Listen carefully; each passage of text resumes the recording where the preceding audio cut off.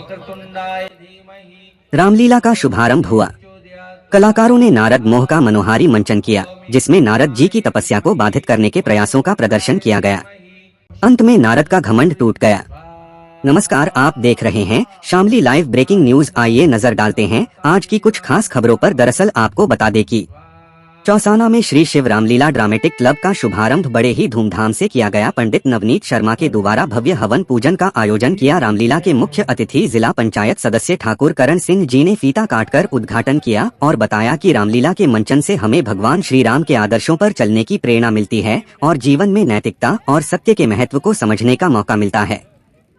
और आज कलाकारों द्वारा नारद मोह का मंचन दिखाया जाएगा और रामलीला 17 सितंबर से 2 अक्टूबर तक दिखाई जाएगी। आप सभी ग्राम वासियों से विनती है, शांतिपूर्ण माहौल में लीला का आनंद लें। चौसाना में बुधवार की रात रामलीला का शुभारंभ हुआ।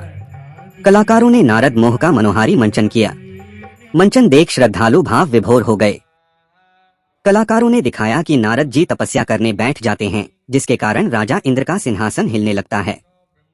इंद्र नारद की तपस्या भंग करने के लिए अपने सेवकों और परियों को भेजते हैं, लेकिन कोई भी तपस्या भंग नहीं कर पाता है।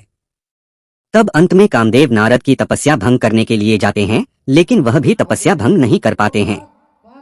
इसी बात का नारद को घमंड हो जाता है और वह बारी बारी से भगवान ब्रह्मा, विष्णु और शंकर से कहते हैं कि हमने कामदेव को जीत लिया है। भगवान विष्णु उनके घमंड को दूर करने के लिए नारद के कहने पर हरि अर्थात बंदर का स्वरूप दे देते हैं।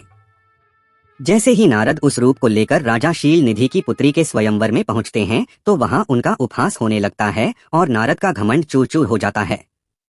कमेटी प्रधान जी ठाकुर अभिमन्यु, छोटे प्रधान जी प्रीतम कश्यप, ब्रिजमोहन शर्मा, संजीव शर्मा, अनुज गौतम, धर्मवीर कश्यप, राजेश सैनी, नवीन बिंदल, श्रीपाल सैनी व समस्त कमेटी मेंबर मौजूद रहे। शामली लाइव ब्रेकिंग न्यूज से सुनिए जिला प्रभारी रुपेश सैनी की रिपोर्ट।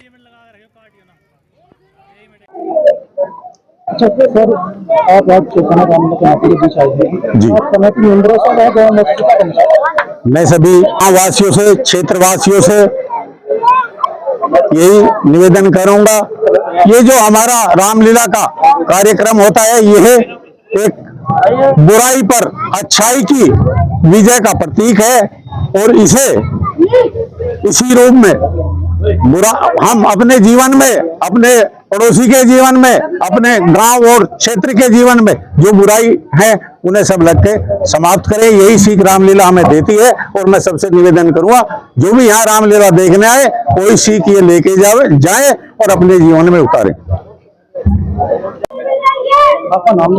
मेरा नाम पंडित नवनीत गौतम, कस्बा चौसाना से हैं। हम यहाँ पे, हमारे यहाँ आज हर वर्ष की भांति इस वर्ष भी शिव रामलीला कमेटी का रामलीला जो आज उद्घाटन हुआ, हमारे यहाँ हर वर्ष की भांति रामलीला मंचन होता है।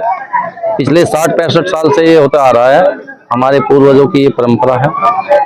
बहुत ही अच्छे ढंग से हम इसको दिखाते हैं, मनाते हैं। आज हमारी इस रामलीला कमेटी के मुख्य जो अतिथि रहे ठाकुर करण सिंह जी रहे, जो आज 17/9/2025 से प्रारंभ होकर के 2 अक्टूबर तक का इसका समापन होगा विजयदशमी पर।